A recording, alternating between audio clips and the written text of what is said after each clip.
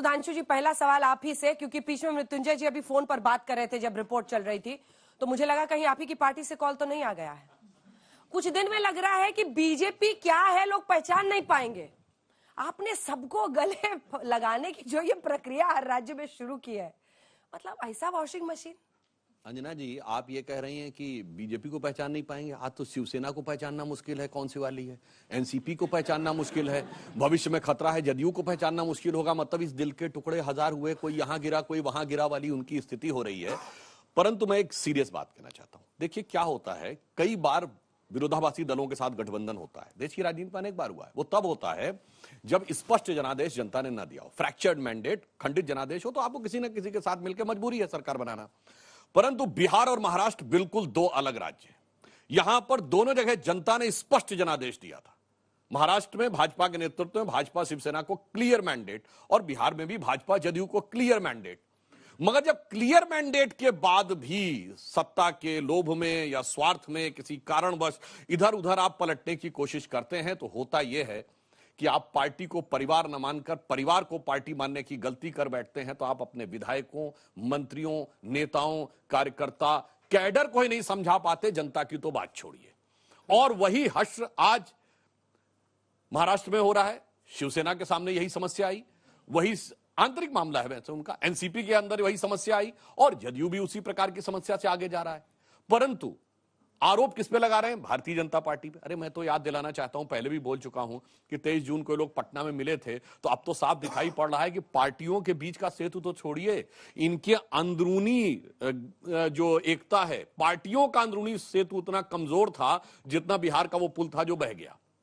अब जो ये आरोप लगा रहे हैं, देखिए क्या हुआ, मोदी जी के विरोध में, घृणा में इन्होंने बहुत सारी चीजें एक साथ की, बहुत सारे रूप और स्वांग बदलने का प्रयास किया। मगर क्या बताएं, ये इनकी स्थिति ये हो गई कि ये जितना रूप बदलते चले गए, जितना भी रूप बदलते चले गए, असली रूप उभर के सामने आता चला गया।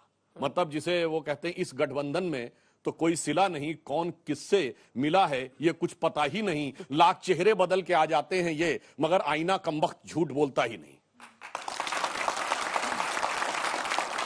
वैसे तो हमेशा कांग्रेस की बारी आती है, लेकिन आज आपको दूसरा बोलने का हम लोग यहाँ पर मौका देते हैं, क्योंकि आपका घाव अभी हरा हरा है सर। हाँ, घाव तो हरा है, इससे इनकार नहीं किया जा सकता, लेकिन घाव हुआ क्यों? घाव तो हो गया, इससे कोई इनकार नहीं कर सकता। घाव हुआ क्यों? घाव के पीछे खास कारण यह है कि भारतीय जनता पार्टी लगातार महाराष्ट्र में इस बात का प्रयोग कर रही थी कि कैसे जो 48 सीटें हैं उनमें से वो ज्यादा विधायक लोकसभा की सीटें कैसे जीत पाए। लेकिन हर बार उनको पता लग रहा था कि वहां पर जो उनका नेतृत्व है वो पूरी तौर से भ्रमित नेतृत्व है, और वो नेतृत्व वहां पर फिर से अपनी लोकसभा की सीटों में अपनी पार्टी को चुनाव नहीं जिता सकता। पहले उन्होंने प्रयोग किया, शिवसेना को तोड़ा, तब भी लगा कि कुछ नहीं हो सकता, तो वो हमारी तरफ आ गए।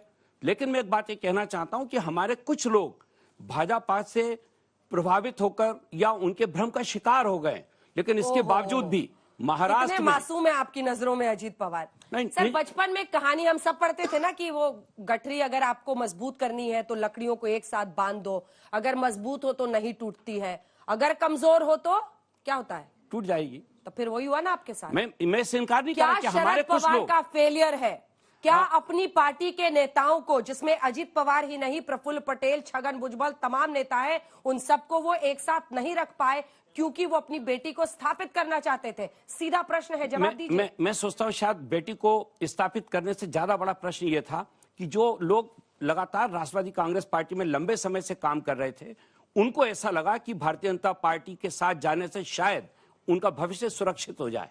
क्योंकि राजनीति में समझौते लोग करते किस लिए? शायद इसलिए करते हैं कि उनको सत्ता उनकी बरकरार बनी रहे। लेकिन मैं ये कहना चाहता हूं कि वहां की जनता ने यह तय कर लिया है कि इस बार वहां पर 48 की 48 सीटें भारतीय जनता पार्टी हारेगी, क्योंकि इसके पहले वाले प्रयोग पे भी लोगों ने असहमति व्यक्त की थी और अभी फिर वही स्थिति बन रही है। आदरणीय शरद पवार जी जब पूना से निकले हैं सतारा जाने के लिए, पूना से लेकर सतारा तक और सतारा से लेकर मुंबई तक लगातार सड़कों पे लाखों लोग खड़े रहे ये कहने के लिए कि हम आपके साथ हैं। ऐसा क्यों हुआ? क्योंकि वो पब्लिक थी, जो आदरणीय अजीत पवार साहब को करना था उन्होंने कर लिया, लेकिन जनता आज उनके साथ नहीं है। जनता ने अपना संदेश दे दिया है और मुझे ऐसा लगता है कि भारतीय जनता पार्टी का ये जो चेहरा है, जो सत्ता के लिए दीवाना है, सत्ता के लिए पूरी तौर से कुछ भी करने को तैयार है, वो देश के सामने आया है। वो भारतीय और महाराष्ट्र में ठीक है। 48% एक भी सुरेश सीट जी, बीजेपी को सुरेश मिल जी, जाए हाँ, तो ठीक है, जल्दी से अचरज होगा। बस एक लाइन, ये कह रहे हैं सत्ता के लिए आया, यहां तो स्थिति ये हो गई कि जैसे ही एनसीपी टूटी, कांग्रेस ने दावा ठोक दिया एलओपी हमारा होना चाहिए। नियम है। मतलब नेता प्रतिपक्ष नियम के के लिए आपस तहत में लड़ाई नियम हो के गई, तहत सत्ता के लिए विधानसभा भाजपा के। विधानसभा का सुरेश सेशन जी। 17 तारीख से शुरू होना है।